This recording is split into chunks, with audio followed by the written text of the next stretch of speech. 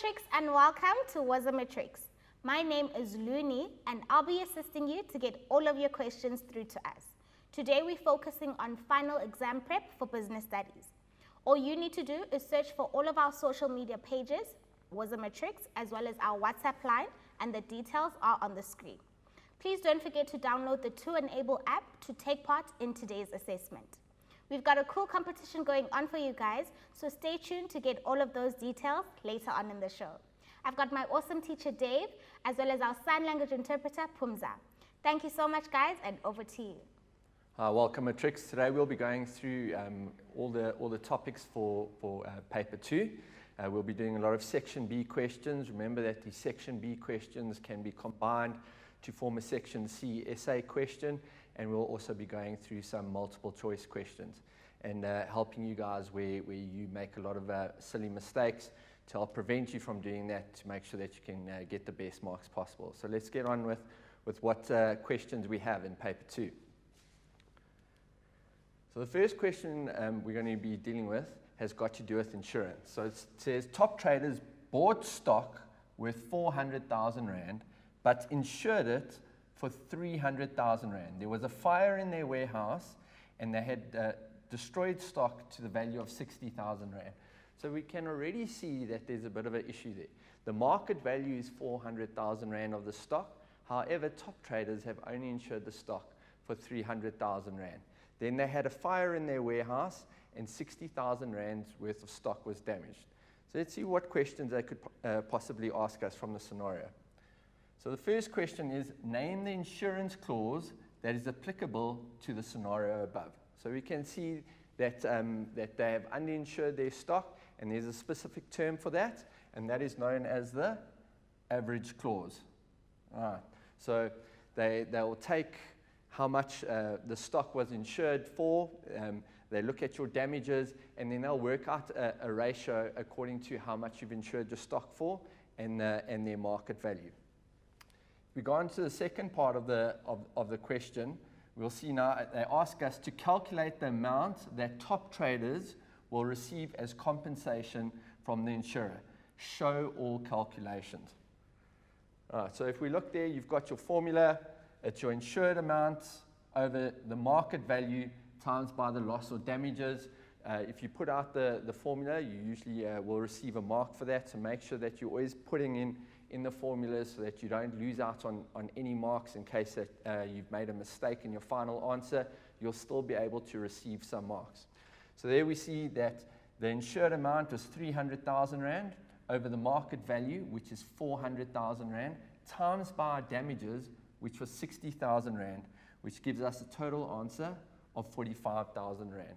So you can see there that they almost work out your loss in a ratio according to the market value and how much you insured. They work out that ratio, and that is why they got paid out 45,000 Rand for the damages and not 60,000 Rand for the damages.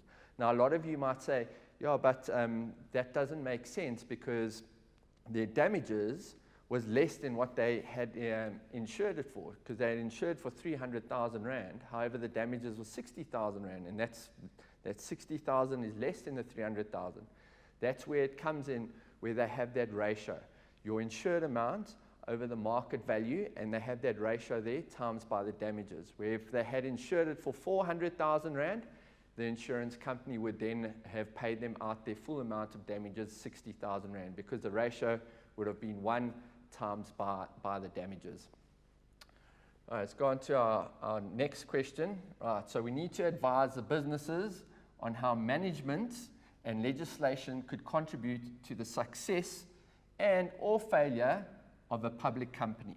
All right, so a lot of you get confused between a state-owned enterprise and a public company. Remember, a public company is listed on the JSE, and anyone can buy shares in a public company, whether it be a natural person such as you or I, or an organization. They can buy shares in a public company, where a state-owned company is owned by the government. Their only shareholder is the government. So just bear that in mind when you get into your different forms of ownership, that you do not confuse a public company and a state-owned company.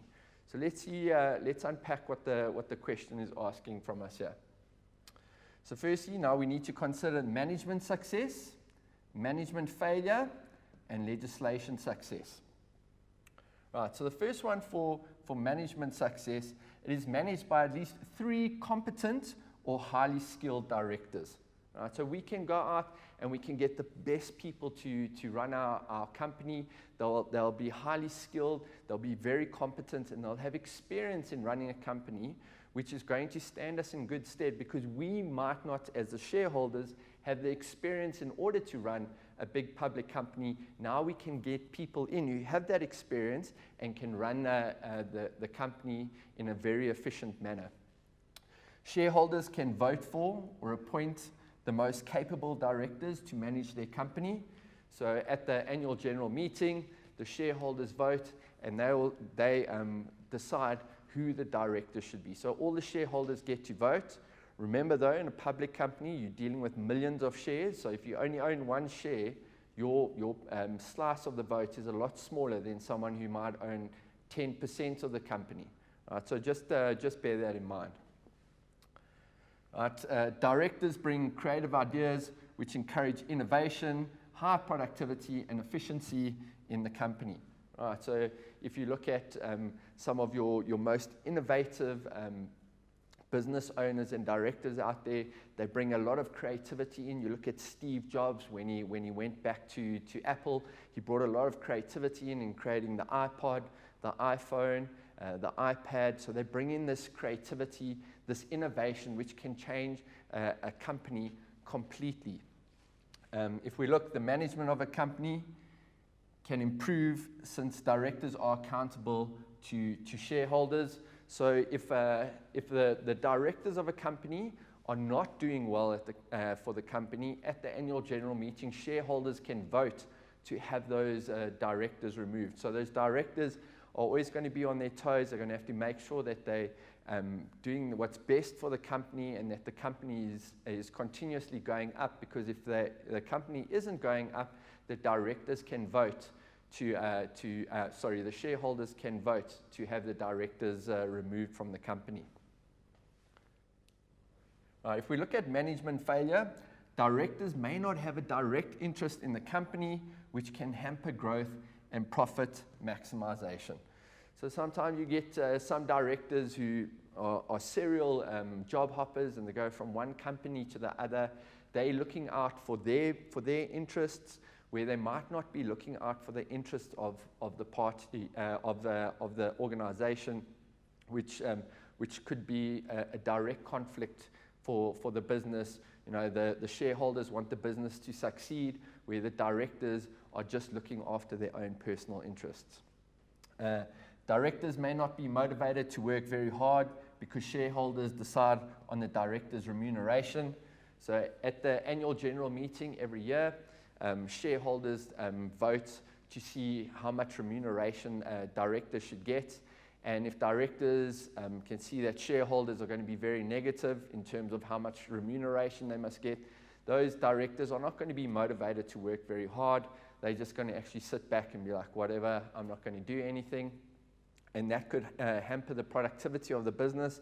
That also could speed up the running down of the business, which is not what we want. Especially if we're investing in a public company, we want to see our share price continuously go up. Right. Another management failure is large management structures can result in decision making taking their time. Right. So there might be an opportunity that the business needs to take advantage of very quickly, but however, because it's got to go through formal structures, the decision making takes a lot longer, especially when it comes to big decisions within the business. You have to release a special meeting request to shareholders so that you can get shareholder approval. Shareholders might say no. So there's a whole long red tape process which can hamper fast decision making. Some shareholders may not exercise their voting rights, resulting in choosing the wrong person as a director. So some people might be like, well, my vote doesn't count, so therefore I'm not going to vote, and then they don't vote, and what happens is that potentially a wrong director gets in the business because only very little people voted for who should be a director of the company. So we might not get the best directors because there might be some apathy from people where they just like, I don't feel like voting. Right. Another one for management failure. Management may be open to legal challenges if their reports do not comply with the King Code. You just have to look at a couple of organizations in recent history in South Africa that didn't comply with the King Code, and now those directors that were running that particular business, they are facing legal challenges because they didn't run the company as best as they could. Directors' fees increase the company's expenses, which reduces net profit. Right, your directors, often you have to pay them quite a good remuneration package. That's an extra expense for the business. The more expenses there are for the business, the less profit that we are going to have. All right, if we look at legislation success, the company and its owners and shareholders are separate entities, which may encourage more people to join the company. Right, so in the eyes of the law, the company and the shareholders are seen as different entities. So people want to invest in those businesses because no matter what happens in that business, no one can come and take away their personal assets, which goes into my next point in terms of limited liability, allows for greater risk-taking, which may lead to the growth of the business. So because we have a limited liability, our personal assets are not at stake because in the eyes of the law, the business and the individual individual shareholder is seen as different, and then we are allowed to take greater risks, which may result in the business being able to grow even more. If you look there, also with legislation, we have to audit our financial statements, and this gives shareholders the assurance that the business is being properly managed and supports raising additional finance. Right, so every year, a public company, they have to release their audited financial results. They have to publish it in various media forms, newspaper. They also have to go out for press releases there. So now people will know that, right, these results have been audited, they are true, and I can make an informed decision on whether or not to invest in this business or how successful is this business going to be in the future. If we look at legislation failure, formation procedures are time-consuming and complicated and expensive, and there are many legal documents that need to be prepared and submitted. So it is quite, you can't all of a sudden today just say, right, I'm going to start a public company today. There's a whole process that you have to go through. It's very time-consuming. If you look, there's a lot of businesses that want to list on the JSE and cannot because they didn't conform to all of these different legal processes, which means that we've got a lot of companies that can't join the JSE. There's high formation establishment expenses required for large startup capital. So you need a lot of money in order to start a public company because there's a lot of expenses that you have to go through. You have to get lawyers, you have to have auditors. So all of that costs you quite a bit of money. If a public company does not comply with legislation, its license may be withdrawn from the Companies and Intellectual Property Commission. Right? So you might lose the right to be able to operate as a company if you don't comply with any legislation and laws. The JSE can also suspend you from trading on the JSE. And publishing of financial statements may discourage investors to invest in underperforming companies. Right? So if you see a company that isn't doing well at all, and you're looking at their audited financial results, you're going to be like, well, I don't want to invest in this company because this company isn't doing well at all. When actually they may need investors to help them succeed. However, a lot of people will be discouraged because they're going to be like, this is going to be a bad investment and I only want my money to grow. And if annual audited financial statements is very costly and the high formation and establishment expenses require large startup capital, so it's going to be very costly, time consuming. So like those are some of the failures. And Luni, back to you. Thank you, Dave. Guys, we are going to take a quick break, so don't go anywhere. We'll see you straight after this.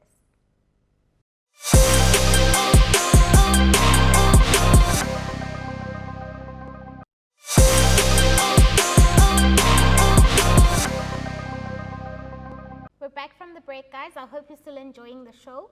If you've just joined us, we are doing your final exam prep to help you with the upcoming exams.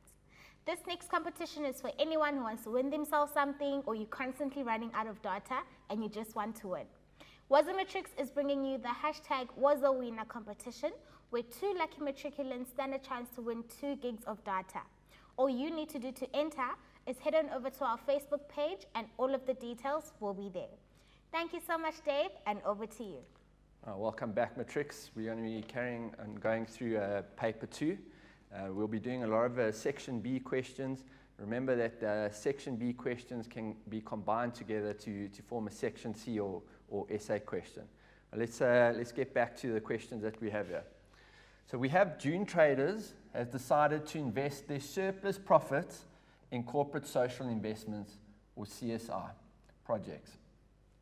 They invested in communities by donating school uniforms. They invested in sporting facilities were also provided by JT to promote a healthy lifestyle. All right, so the first question is, quote, 2 ways in which JT contributed to the well-being of their community. All right, it is vital when they say quote, please, you need to insert quotation marks, otherwise you're going to be losing out on these marks. This is a very big mistake that a lot of matrics make when they ask you to quote something. You don't quote properly, and then you lose out on those marks, and those marks can be the difference between you getting a distinction or passing and failing, and we want you guys to do as well as possible. So let's see what possible questions could come out here. So we've got quote 2 ways. So the first one is June Traders decided to invest their surplus profit in corporate social investment projects. So they're putting money to corporate social investment projects so that they can give something back to the community or their stakeholders. The next one, they invested in communities by donating school uniforms. So I wanted to make sure that the learners in those communities have school uniforms, so when they go to school, they feel like they are part of school. This was a way that they could give back to the community. Right, and then they also put in sporting facilities, were also provided by JT to promote a healthy lifestyle. So that can be something that all communities want. As I'm sure you would have noticed that when we had our lockdown, we didn't have any sport. People couldn't go outside and exercise. With JT, they wanted to build sporting facilities so that people can go out there and exercise, and they promote a healthier lifestyle. If we have a healthier lifestyle for our community and for our workers, that means they're going to be more productive. The more productive they are, the more profitable the business will be, and then we can also withstand potential recessions because our workers are healthy and they are motivated. All right, so the next part of the question is, discuss the impact of corporate social investment on JT as a business. Now, whenever you see the word impact, right, think of advantages and disadvantages in your answer there. So make sure that you mention both of them, unless they say specifically what is the negative impact. When you see the word impact, think of advantages and disadvantages. So the first one is, JT may attract experienced employees or increase the pool of skilled labor, which could increase their productivity. All right, so all businesses want to be a part of something positive, and so do the employees. Now, the employees can see that JT is looking after their community, they're investing in their community, they want to be a part of that because that's something good. Everyone's proud to be associated with something that's good and something that adds value to the community. So you're going to see a lot of people who might have similar personal values will want to work for JT. Now that means that their pool of potential employees is a lot bigger, and you might have experienced people that will want to get involved with JT because of all the good work that they're doing. There's a positive or improved image as the business looks after employees, conducts itself and in a responsible way. Right, so now the business is going to be have a very positive look in the community because they're looking after the community, they're not harming the community. So the more positive we are seen in the business, the better it's going to be for us. We're going to get all that good publicity. People are going to want to be a part of our business, which is going to lead to more sustainability and profitability because now the community is going to support us, and other people will want to support us. Right. Other advantages, we may have a competitive advantage resulting in good publicity or an improved reputation. So when people can see that we're doing a lot of good for the community, the community will rather support us than someone that isn't doing anything for the community. So we've got that competitive advantage. We offer quality products and we look after the community, and people will be like, well, I'm going to go and support them because they actually look after the community. So think of maybe like your favorite sports team. If they're doing community projects or their sponsors are helping with community projects, you're going to see that people would rather want to support them than maybe their competition. And that's what's going to give them their competitive edge. They will enjoy the goodwill and support of communities. When communities can see that the business is looking after them and is just not looking after themselves in terms of getting as much profit as they can, that's going to buy a lot of goodwill from the community. They're going to see, yeah, right, this business, yes, they look after themselves, but they also look after their community. And that will lead to a lot more sustainability for the business because there's a lot of goodwill. Where when you think of a business that has negatively impacted a community, you'll see a lot of people want to boycott them. They will want nothing to do with them, which is going to make their survival just so much harder. CSI projects promote teamwork within businesses. So you might get employees that will go and help out at a local school, maybe go paint a school or help with a CSI project. Right? You're going to have all of these employees that are going to be working together, and that's going to create teamwork. Right? The better teamwork we have in the business, the more productive it's going to be, the more positive that environment is going to be. People want to be involved in a good teamwork environment. Right? And it promotes customer loyalty, resulting in more sales. Right? So our customers are going to say, right, these people look after their community, they look after the environment. I want to be a part of that. Every time that I support this business, I know that some of the money that they get from me is going to go back into the community and make the community a better place. So therefore, if I have the option between them or their competition, I will always go with the business that supports the CSI projects, because I know that they are giving back to the community, which is going to make me a lifelong customer, which is going to lead to more sustainability of the business and a higher profitability. It promotes customer loyalty, resulting in more sales, as we said there. CSI projects may be used as a marketing strategy to promote their products.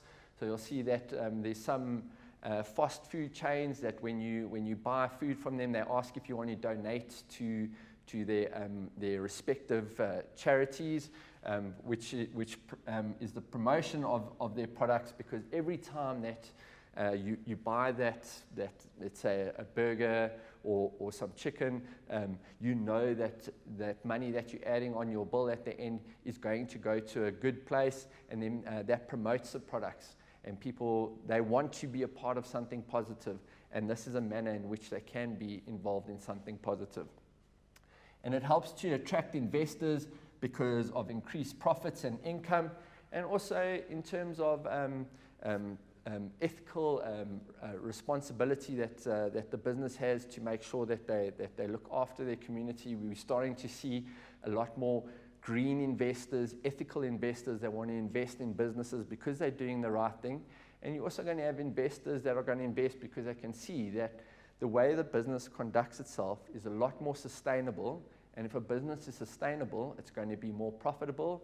More profitable it is, the chances of you getting a dividend income increases, If you're going to get a good dividend income, people are going to want to buy the shares of your business. If they buy the shares, if there's a big demand for the shares of your business, we're going to see the share price go up, which is going to add value to our investors.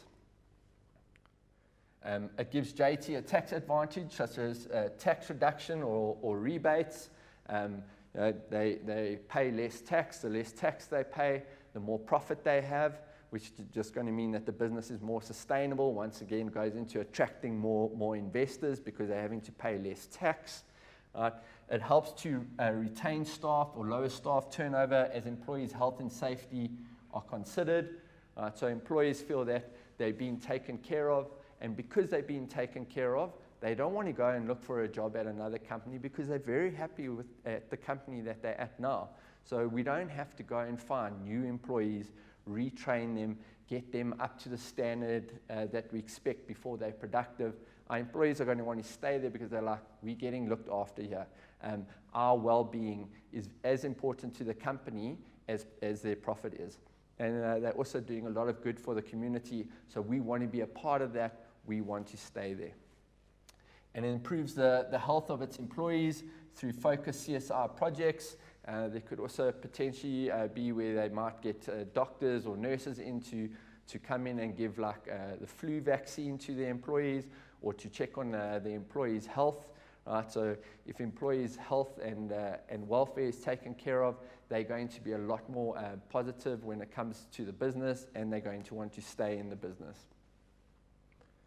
Now we're going to go on to our negatives. So the first one is JT may not be supported, or customers may not buy their products or services, resulting in a decrease in sales. So potentially, like the customers don't see the point of their CSR project, and they're like, well, I'm not going to go and support these guys because their CSR project hasn't delivered through on the community, and I'd rather not support them. I want to go and support someone else, which could result in a decrease in sales for the business. Small and medium enterprises find it difficult to implement CSR programs. Right? So small and medium companies, they don't have a lot of money, especially if the country's going through a recession or lockdown like South Africa had during COVID-19. Right? So they need all the money that they have to help build the business, to keep the business afloat. Where if they had to invest in CSR projects now, they may not see a return on that investment, and that money can be better used in running the business rather than external constraints of the business. Detailed reports must be drawn up, which can be time consuming. So now we're not focusing on our core business. We rather have to write up reports about our CSR project, which is very time consuming. So rather than us focusing on the business, we're now focusing on our CSR projects, which might not have anything to do with our actual business, and we could lose focus on our business. If we lose focus on our business, we might not be able to be as profitable as we want to be, and that could result in the business contracting and even potentially closing down because we're not focusing on our core objective, which is to run the business as profitable as possible. Social spending reduces businesses or economic efficiency, which makes us less competitive. So if we're spending a lot of money on our CSR projects, we might not have money to develop our new products or services. We may not have money for our marketing budget. We may not have money to train our employees. So we'll see there that we're not using our resources efficiently, and which can have a negative impact on the growth of our business. Social involvement is funded from the business profits, which could have been used to benefit customers or reduce prices. That's a very important point there. If you look, there was recently a retailer that invested R1 billion in bringing down the price of chicken, right, which a lot of customers are very happy about, especially when it's a tough economic downturn in South Africa, so people are looking for good quality products at cheaper prices, where this business, they were able to invest R1 billion to bring down the price of their chicken, where if you're investing in CSR projects, that money could have been better spent within the business to help bring down the price of your products or services, which would mean that we would have more customers that want to buy from us, which is going to lead to more profitability of the business. CSI activities distract the business to focus from its core business functions. As I mentioned earlier, now we're focusing on a CSR project rather than our actual business, and we actually might not have the skills to focus on the CSR project as well as we could have. And now we're doing a project that is not 100% where it should be. We're also not operating our business at 100%. So what's going to happen? The entire business is going to suffer. And if the entire business suffers, how are we going to actually be able to run a CSR project? Because that money that we would be using for the CSR project, we now need to use to keep the business afloat. It finds it difficult to adhere to legislation governing CSR. So you're going to have to perhaps even pull in an expert to make sure that you comply with the legislation when it comes to corporate social investment, which is going to be time consuming as well as an extra expense for the business. It can increase financial risk as programs cost money and may impact negatively on profits, which I've already mentioned earlier. So we're going to be losing out on that money, which may not be that effective for the business, right? And it is difficult to accurately measure the effectiveness of social investment. So just because we run a program, we don't know how effective was it. Did it actually work? Did it achieve the goals there?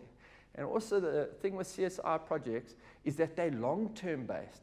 So you don't know after year 1 or year 2 if your project is actually successful, because it might only show after year 3. So you don't know, and it's very difficult for you to determine whether or not these projects have been successful. It's not easy to determine the exact needs of the communities, which may result in fruitless expenditure on CSR. We don't know what community wants. Do they need education? Do they need healthcare? Do they need infrastructure? We might think, oh, okay, cool, all they need is for us to build them a road.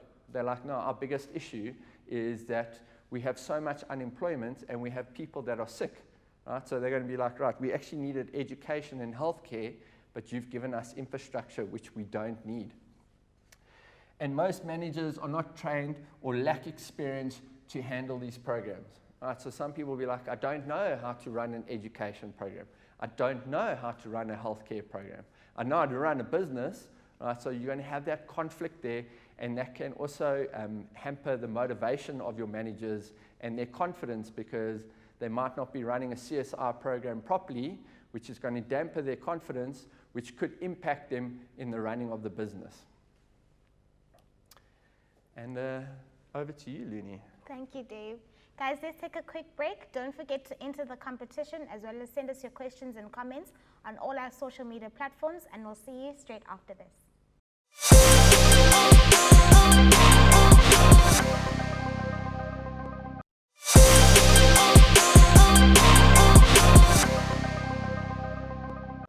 Welcome back from the break, guys. We're still busy with your business studies final exam prep. So thank you so much, Dave, and over to you. Matrix, we're still going to be continuing with paper 2 today, but we'll be going on to multiple choice questions. And I'll also be discussing a lot of mistakes that you make when it comes to your multiple choice questions, just to ensure that you don't make these same mistakes and lose out on some silly marks there. So let's look at our first question. So William, the manager of Eden Supermarkets, applies the leadership style when delegating tasks to followers without supervision. So our options are autocratic, bureaucratic, laissez-faire or free rein, or charismatic. So if I look at a lot of the answers that you guys give, a lot of you guys went for autocratic and for bureaucratic, when actually the answer was laissez-faire or free rein.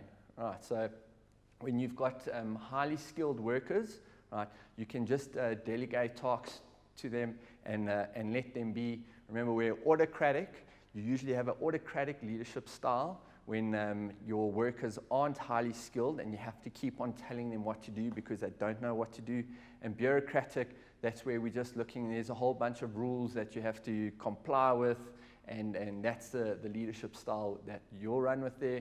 Where laissez-faire is when you've got highly skilled workers and you can just delegate tasks to them and they can go out and complete those tasks.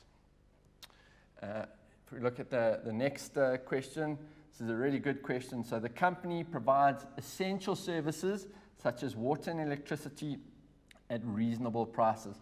This is a great question because a lot of you get confused with the options that we have here. So the first one is personal liability company. Then we have option B, state-owned, option C, public, or option D, private. So if we look at where you guys went there, you went for state-owned and for public. Now, when we look at the answer, it is B, state-owned.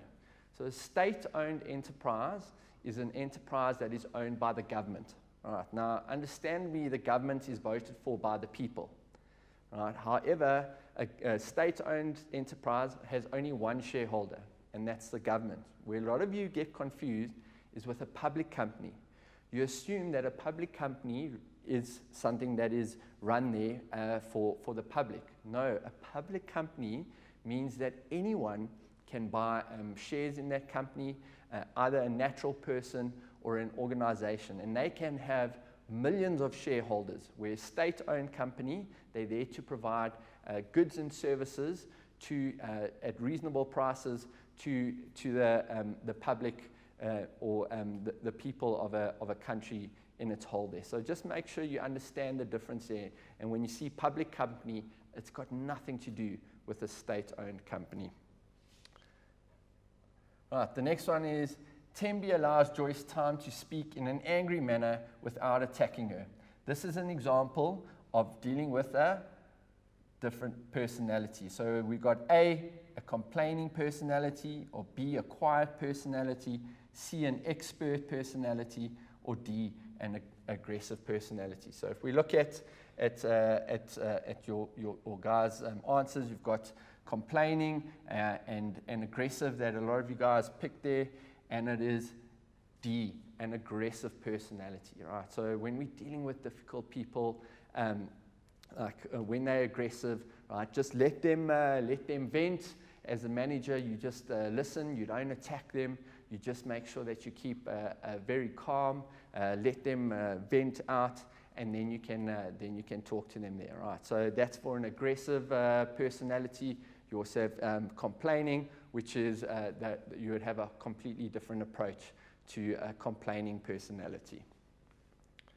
All right, question 7, team dynamic theories help a business to allocate tasks to team members with similar personalities, or B, allocate tasks according to the role of each team member, C, establish good relationships with teams and promotes individual satisfaction.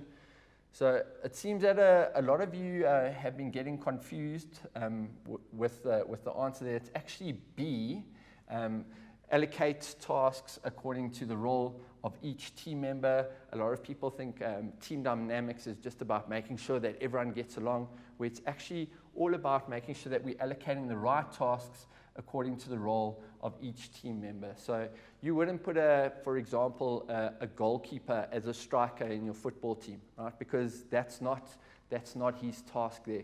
That's not his role. All right, question 8. An example of non-verbal presentations is information in the form of A, written report, B, a data projector, C, video conference, or D, oral report. You guys are pretty okay on this, although we've had quite a few wrong answers there, but it's A, written report, right? It's non-verbal, okay? So currently the presentation that I'm giving you right now is verbal, right? I'm talking to you, I'm explaining concepts to you. Where if I had given you the notes on what I'm teaching today, there would be a written report. So don't confuse the two there. I know a lot of you just look to skip presentation, but there's a lot of marks that can come out of there. I've seen essay questions where they have where they ask you about presentation. section A questions and section B questions. So make sure that you don't just skip that section because you're like, oh, it doesn't mean anything. Just make sure that, that you pay attention to all of the sections. Final thoughts before we wrap up here is make sure that you go through all of your work. Make sure that you go to bed early. I cannot emphasize this enough. If you do not have enough sleep, you're not going to be fresh for your exam. You're not going to be able to concentrate. So make sure the night before your exam, you go to bed early. You've got enough sleep. You've caught up on sleep in case you've missed out on some sleep, so that your brain is fresh and that you go into your exam feeling very confident. Read the instructions carefully. I do not know how many times learners will either answer too many questions or too little questions. So in your reading time, make sure you go through all of the instructions. Your chief invigilator should go through all the instructions with you and also read what they're asking from you. Only answer 2 questions for section B, only answer 1 question for section C.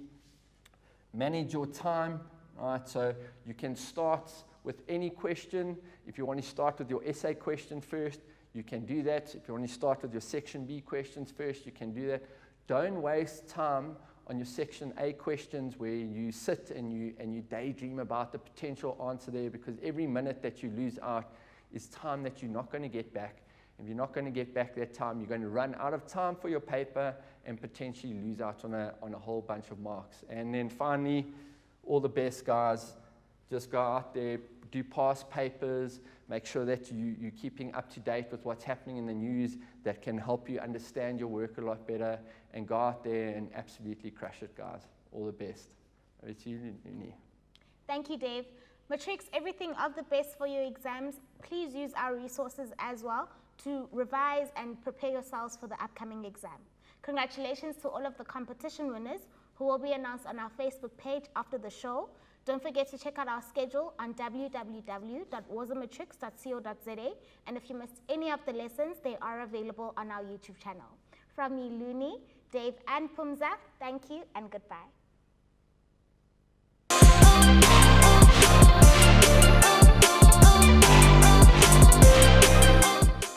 Of 2020, congratulations for being so brave, so committed, and for staying the course during one of the most difficult years in our history.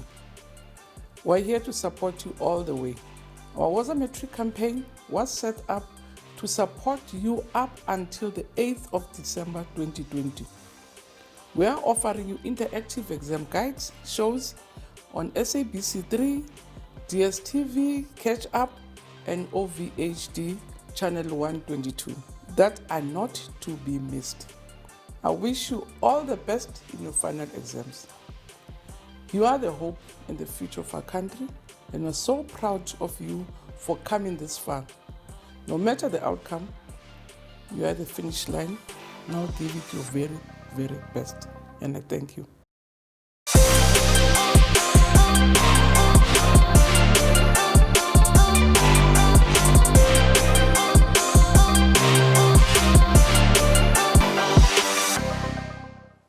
It's that time again. Welcome to our lounge. And I've got with me in the lounge Paul, Prodige, Renee, and I'm Darlene. So we're going to be talking about study timetables today. It's sometimes a boring subject. Really? Study timetables? We can actually make them interesting, and we want to help you so that you can make your study timetables work for you in order to manage your time. We've spoken about time management. Let's manage our time now on a study timetable. And there's different ways to do them. However, I want to give you 7 points today. Only 7 points today of how to put a timetable together and what to remember. So the first thing, I'm going to ask Paul, won't you please help me to stick some things up on the board there, just so that you can get an idea of the notes as we go along the 7 points. So you need to grab a pen and paper right now, and I need you to write down what are your responsibilities.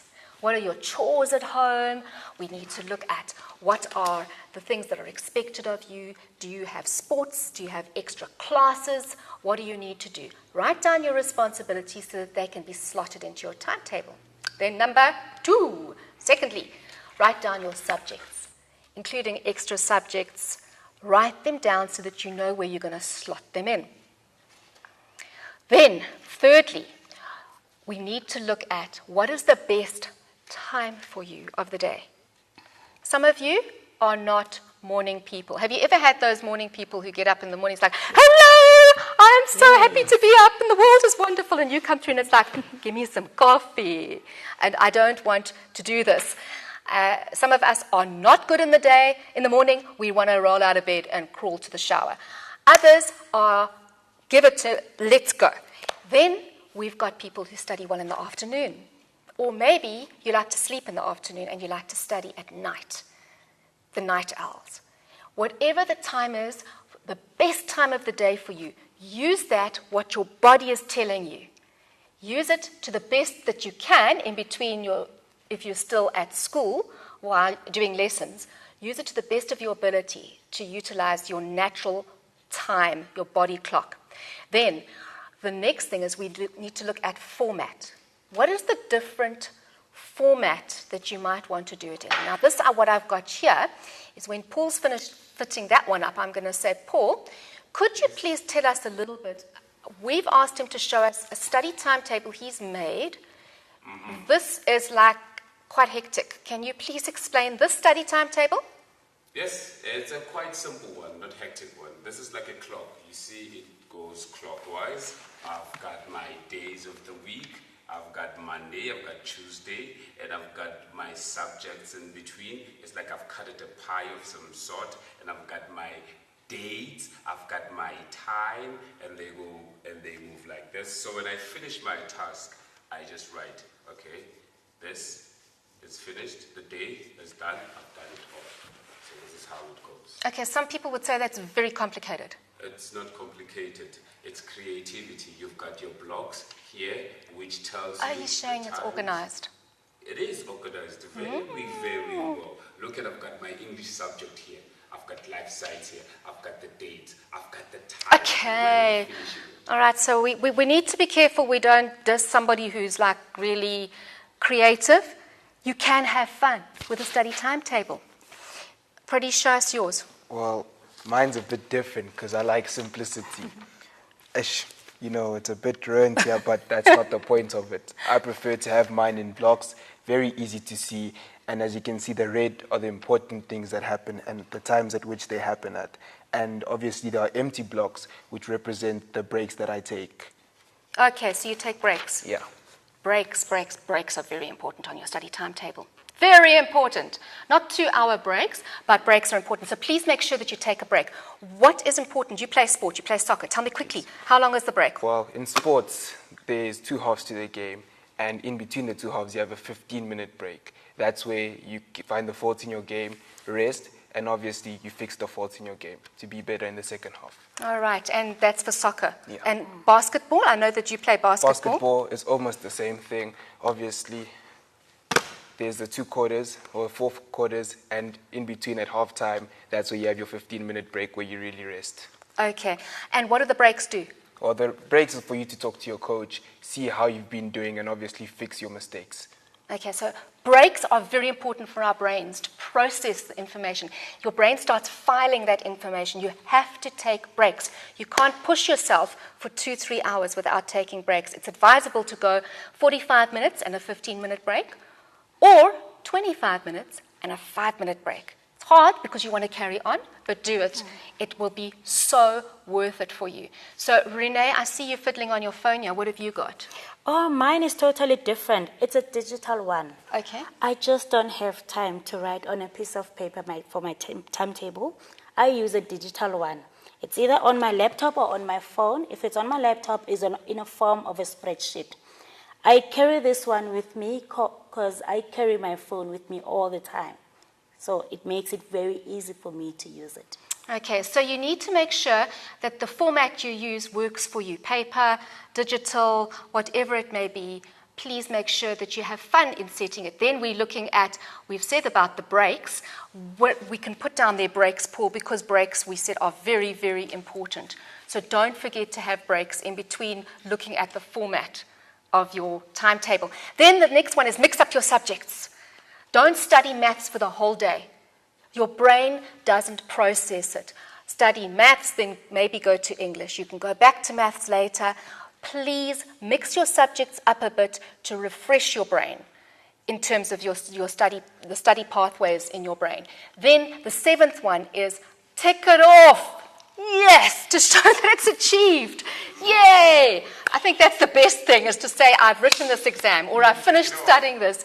Tick it off. Paul blocks it out in red over there. So that's one of the biggest things at the end. That's the target. I see you've got a target in the middle there. It's like a bullseye. Yes, it's a bullseye. So everything goes red. It means I've met my target. Okay, all right. So that fits in with our goals. So what I'm going to do here, all right, so now this is going to be quite interesting. Swap chairs. No, you can stay there. I'm staying. Yeah, you can stay there. Do you like marshmallows? It depends. Okay. Please have one. Oh. Put it in your mouth. Take another one. Okay, another one? Would you like one? No, thanks. Okay, put another one. Okay, no. Oh, can you take another one? Paul, please, another one.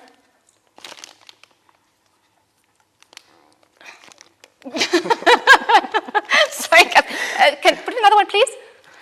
Okay, please. Okay, Have another please one. answer me. Have another one. Oh, come on, another one. Come on. Another one. Come Okay, on. wait. He looks like a chubby bunny or a chipmunk or something. All right, Paul, could you please swallow?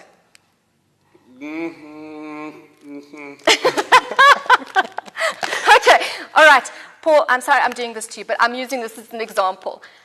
Please don't cram. Please, can we all say that together? Don't cram. Don't cram. Don't cram. Learn in breaks, learn in portions. Don't cram things, because you can see Paul's battling here. When you cram, you're literally doing what he's done in his mouth, but you're doing it in your brain. You're shoving everything in, and your brain is not processing it. He has to chew piece by piece and swallow one piece at a time. So would you like one? Just to show him how to do it. So This is how you do it, yeah, Paul. this is how you do it. So that's what you have to do, bit by bit. Please remember when you're cramming, remember this packet of marshmallows. Don't cram, because you can't digest it and you can't swallow. It's very important. And the last thing I need to say is sleep. Please make sure you sleep. You should get a good 7 to 8 hours a night, and you're going, oh, I am serious. That's when your brain files everything and you're able to get a rest for the next morning. Don't cram and don't do last-minute learning just before the exam, because your brain's already processed it. Now you're going to be just shoving things in. So we hope that this has helped you with doing study timetables. I think we'd better end off here because Paul needs to get off set. So, okay, we're good to go. Thanks, guys.